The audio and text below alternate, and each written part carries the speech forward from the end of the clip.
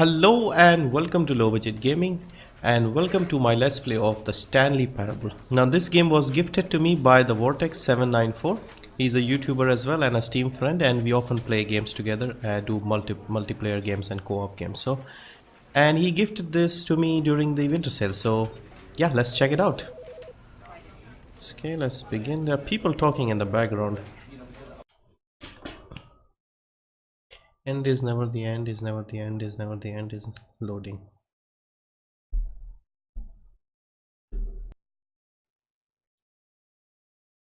This is the story of a man named Stanley. Stanley worked for a company in a big building where he was employee number 427. Employee number 427's job was simple. He sat at his desk in room 427 and he pushed buttons on a keyboard. Orders came to him through a monitor on his desk, telling him what buttons to push, how long to push them, and in what order. This is what employee 427 did every day of every month of every year.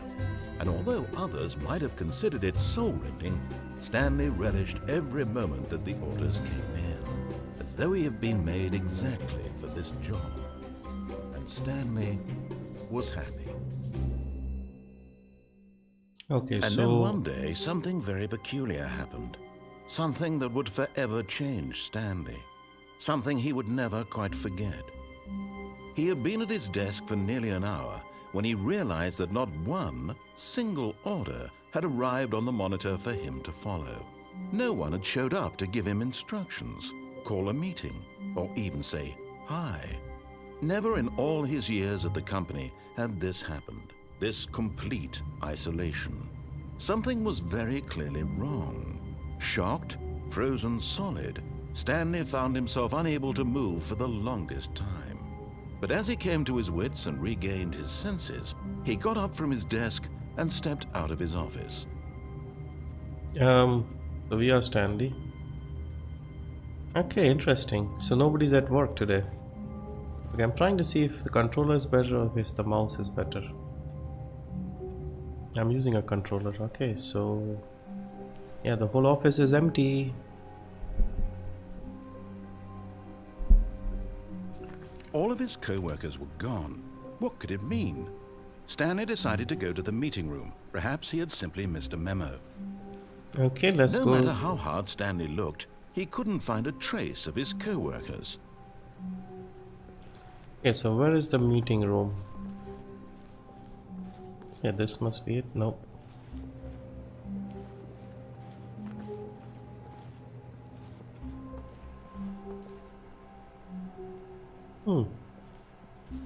It's very strange feeling. Apparently this is quite funny as well.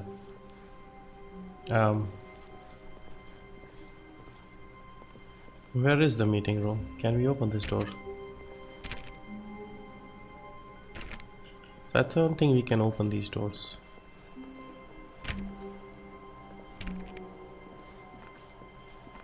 Okay, let me try the mouse and keyboard. Yeah, I think keyboard and mouse is better. I feel more comfortable. Okay. When Stanley came to a set of two open doors, he entered the door on his left. Why are you telling me to go left?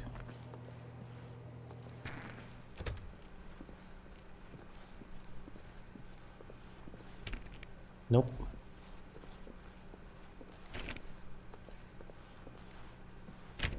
Nope. This must be the meeting room. Yet there was not a single person here either. Feeling a wave of disbelief, Stanley decided to go up to his boss's office, hoping he might find an answer there. Okay, boss's office. Also, why does the door close when we get here? Who closes the door? It's closed.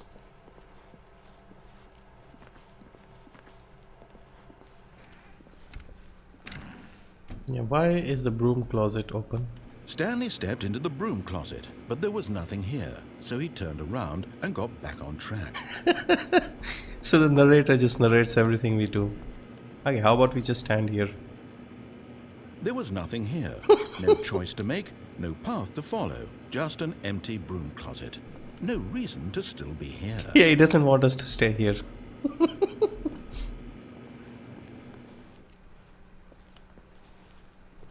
Just trying to mess with him. See how It long was it. baffling that Stanley was still just sitting in the broom closet. He wasn't even doing anything. At least if there was something to interact with, he'd be justified in some way. As it is, he's literally just standing there doing sweet FA. I think if we do this a few more times, he'll probably start yelling. Are you really still in the broom closet? Standing around doing nothing? Why? Please offer me some explanation here. I'm genuinely confused. I'll just stay here. Let's see how long we can push him. You do realize there's no choice or anything in here, right?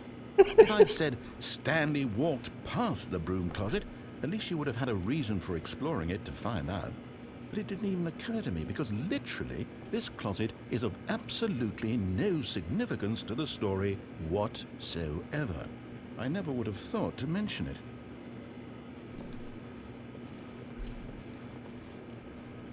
Maybe to you this is somehow its own branching path. Maybe when you go talk about this with your friends, you'll say, "Oh, did you get the broom closet ending? The broom closet ending was my favorite." I hope your friends find this concerning. They might find it funny. Okay, one more. Stanley was fat and ugly and really, really stupid. He probably only got the job because of a family connection. That's how stupid he is. That or with drug money. Also, Stanley is addicted to drugs and hookers. He's now getting personal. Well, I've come to a very definite conclusion about what's going on right now. You're dead. You got to this broom closet, explored it a bit, and were just about to leave because there's nothing here, when a physical malady of some sort shut down your central nervous system and you collapsed on the keyboard. Okay, let's just In a go. situation like this, the responsible thing is to alert someone nearby so as to ensure that your body is taken care of before it begins to decompose. Hello? Okay. Anyone who happens to be nearby? The person at this computer is dead. He or she has fallen prey to any number of your countless human physiological vulnerabilities. It's indicative of the long-term sustainability of your species. Please remove their corpse from the area and instruct another human to take their place at the computer, making sure they understand basic first-person video game mechanics and filling them in on the history of narrative tropes in video gaming, so that the irony and insightful commentary of this game is not lost on them. All right, when you've done that, just step out into the hallway. Okay. Coming to a staircase, Stanley walked upstairs to his boss's office. How about we go downstairs? I just want to piss him off even more.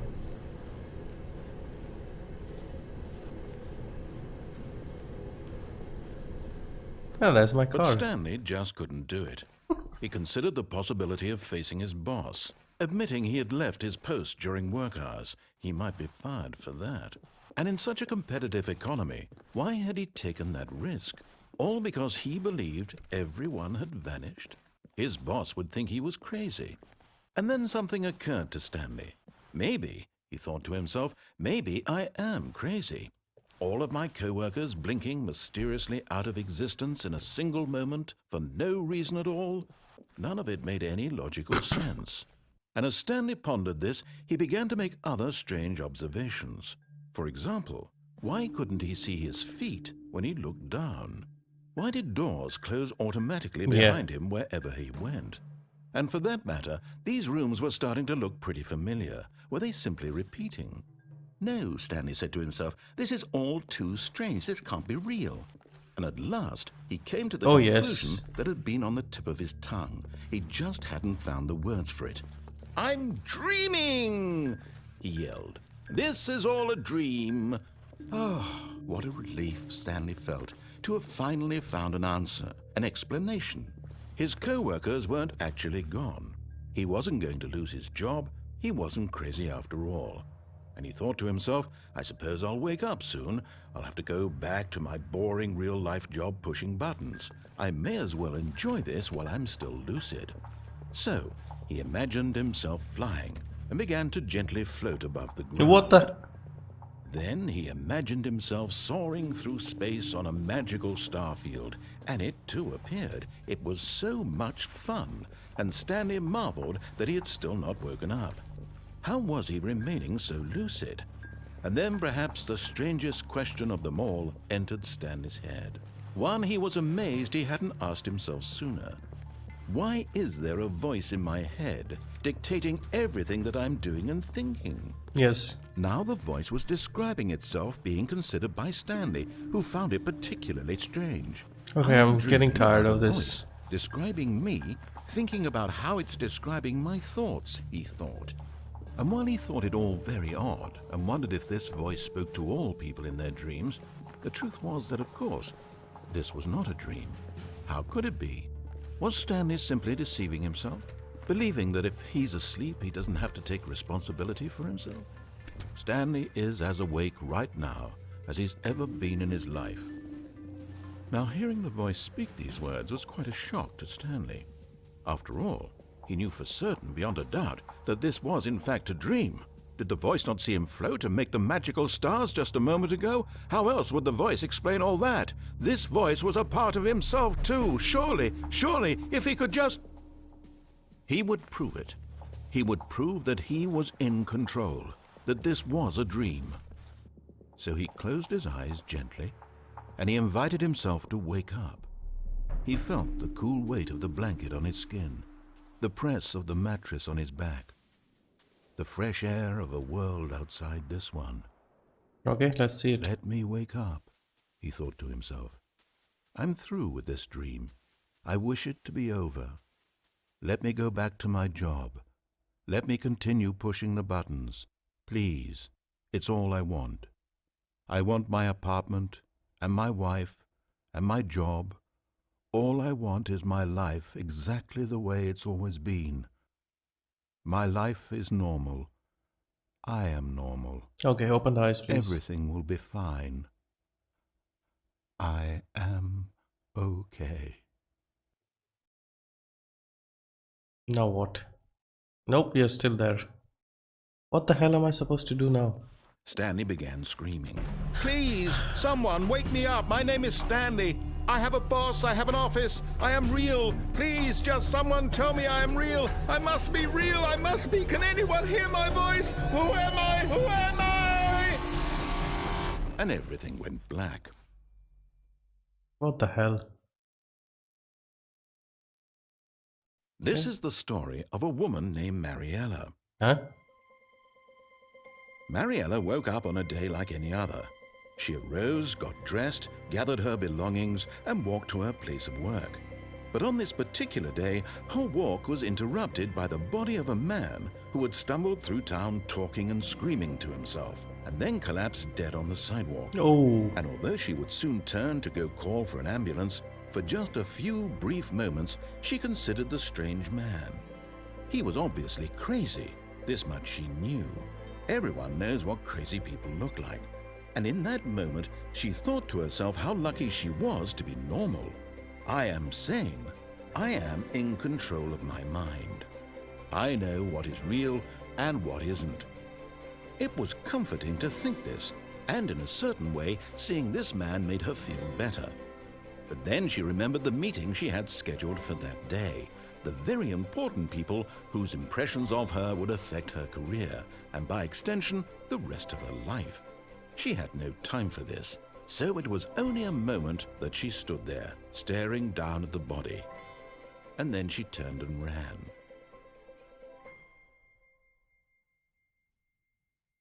So I believe that's one ending. Done. Yep. Okay, starts again. Ah, okay, we'll do some completely different stuff this time. We'll go right instead of left. All of his co-workers were gone. What could it mean? Stanley decided to go to the meeting room. Yes. Perhaps he had simply missed a memo.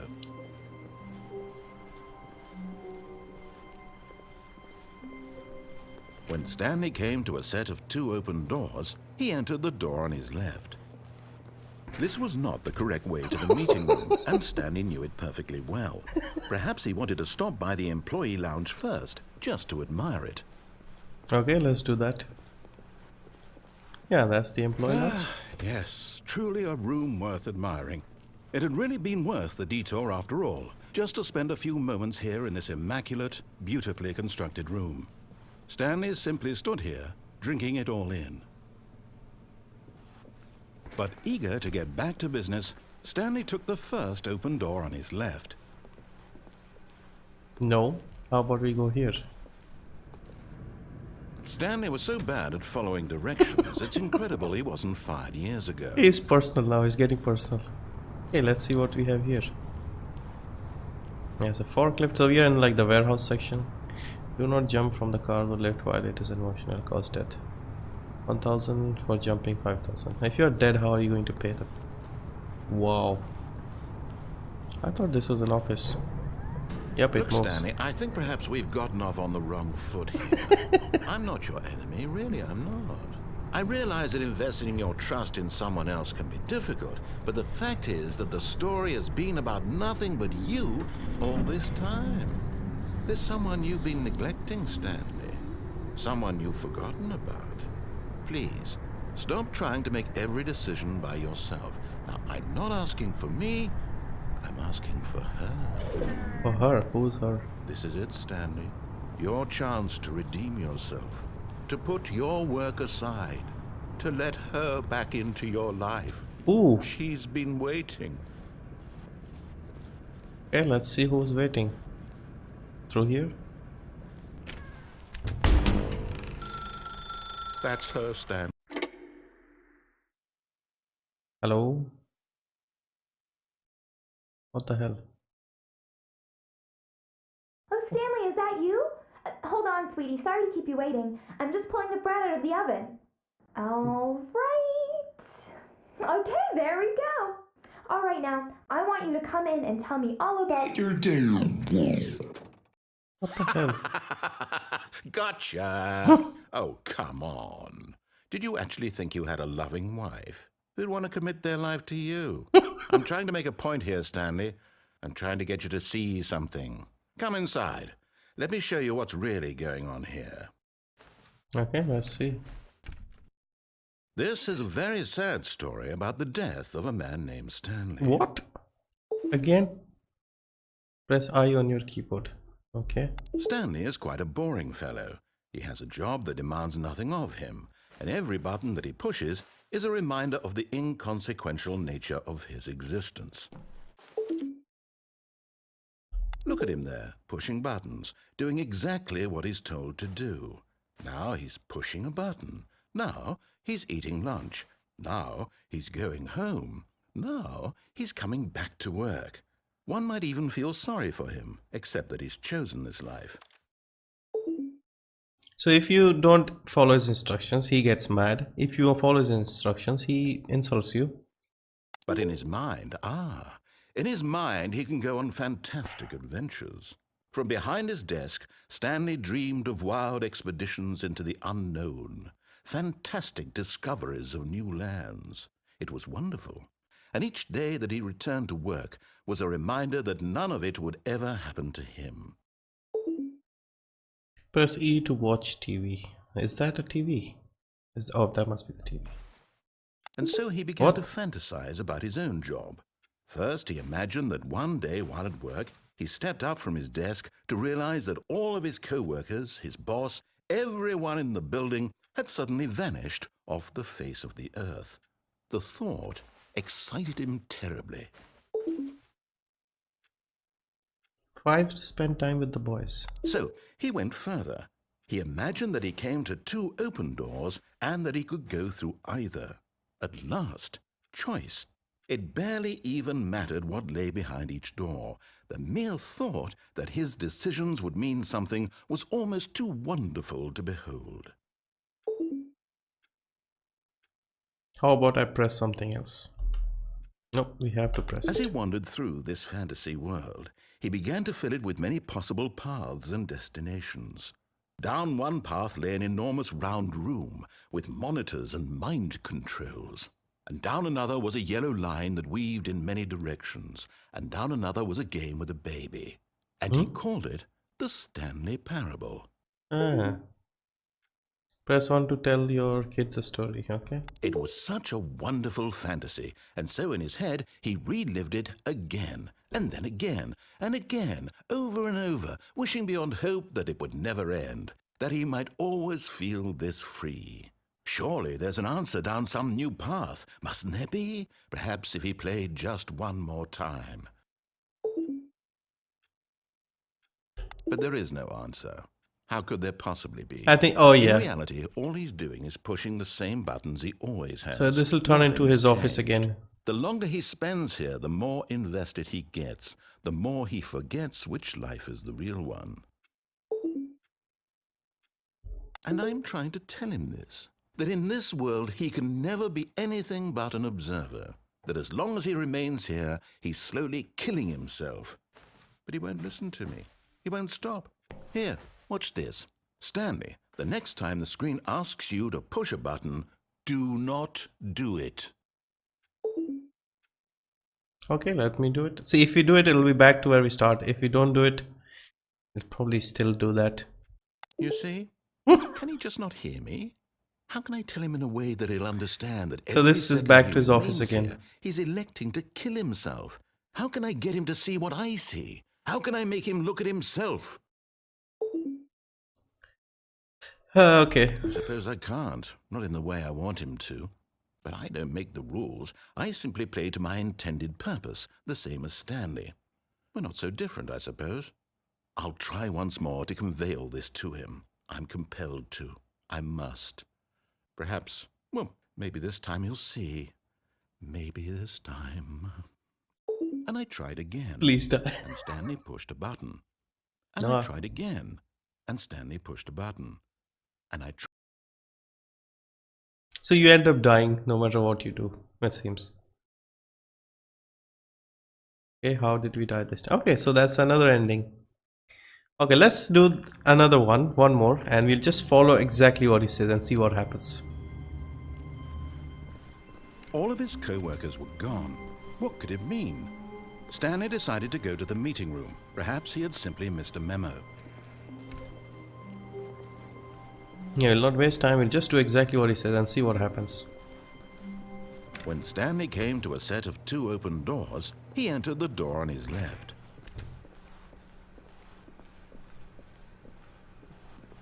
Okay, so we're in the office. Yet Meeting there room. was not a single person here either.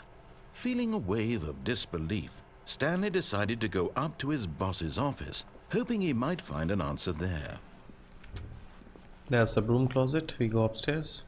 Coming to a staircase, Stanley walked upstairs to his boss's office. Okay, nice place. Executive bathroom, nice. Apparently this is a big deal for corporate types, having your own bathroom. Okay, so this is the secretary's desk. This must be the office. Nice. Stepping into his manager's office, Stanley was once again stunned to discover not an indication of any human life. Shocked, unraveled, Stanley wondered in disbelief who orchestrated this, what dark secret was being held from him. What he could not have known was that the keypad behind the boss's desk guarded the terrible truth that his boss had been keeping from him. And so the boss had assigned it an extra secret PIN number, 2845. Seriously? But of course, Stanley couldn't possibly have known this.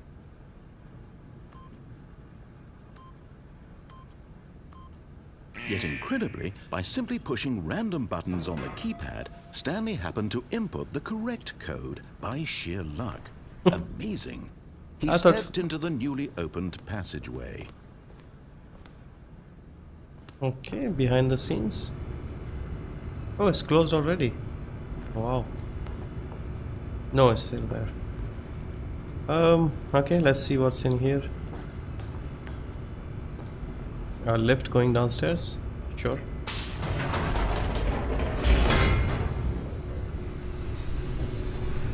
Yeah, it's another way to die, I suppose.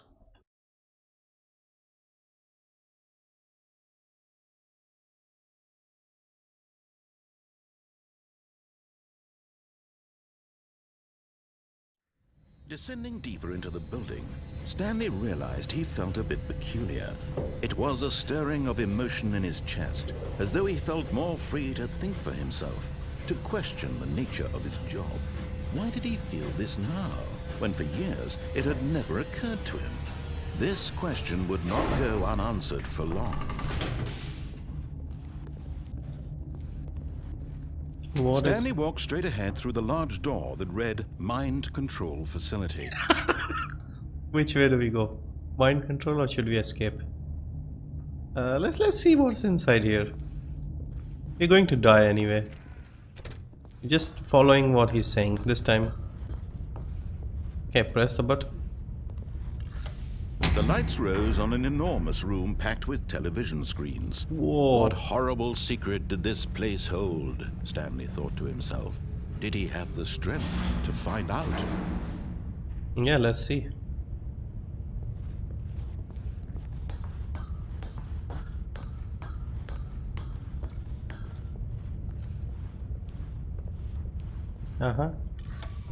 Now the monitors jumped to life, their true nature revealed. So Stanley's Each 4 to bore the 7, number right? of an employee in the building, Stanley's co-workers, the lives of so many individuals reduced to images on a screen, and Stanley, one of them, eternally monitored in this place where freedom meant nothing.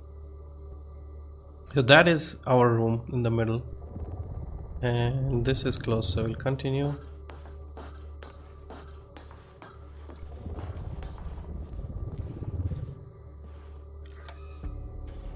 This mind control facility, it was too horrible to believe. It couldn't be true.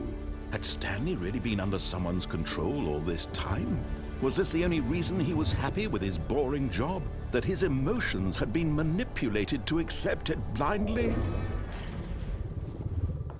Okay, let's go and see what happens. No, he refused to believe it. He couldn't accept it. His own life in someone else's control? Never!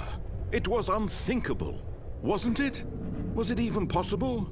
Had he truly spent his entire life utterly blind to the world?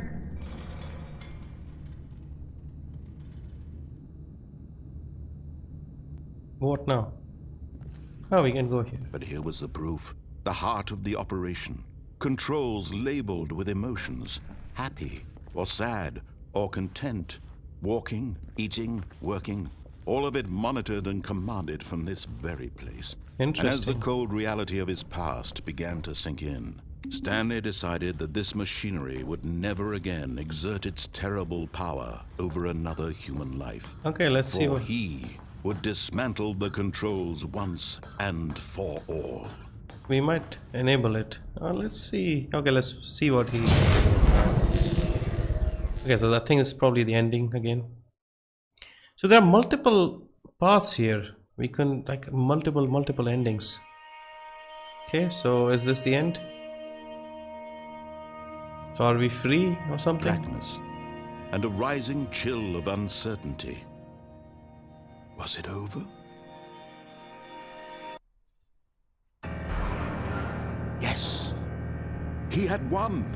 He had defeated the machine. Unshackled himself from someone else's command. Freedom was mere moments away. And yet, I'm not convinced. even as the immense door slowly opened, Stanley reflected on how many puzzles still lay unsolved. Where had his co-workers gone? How had he been freed from the machine's grasp? What other mysteries did this strange building hold? But as sunlight streamed into the chamber, he realized none of this mattered to him. For it was not knowledge or even power that he had been seeking, but happiness. Perhaps his goal had not been to understand, but to let go. No longer would anyone tell him where to go, what to do, or how to feel. Whatever life he lives, it will be his. And Yeah, it looks that nice. was all he needed to know. It was perhaps the only thing worth knowing. Stanley stepped through the open door.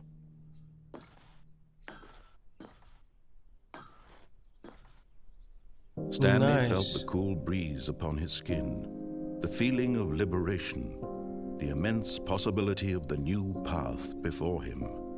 This was exactly the way, right now, that things were meant to happen. And Stanley was happy.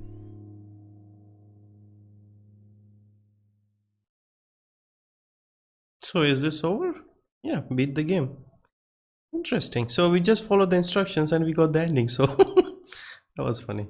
So we're back at the start. So I think I'll stop it here. I might come back and do a few more of these because I think there are a few more endings. Like for example, if we followed the instructions and then we went to the escape door instead of going to the mind control, then instead of pressing the off button, we could press the on button. So those are two endings I can think of. And what else? If we go into the meeting room, we can't go back. We went down, we went up, we've tried those two. We went to the other side, other door, and then what happened in that location? We went up the forklift and then it ended in the small room. So we could either go there and see if there's another way or something. Yeah, I think we can have another 2-3 endings here. So I might make another video with exploring the other endings, but hope you liked it. This is a lot of fun. The narration is what makes this interesting. And yeah, thank you for watching. See you in the next one.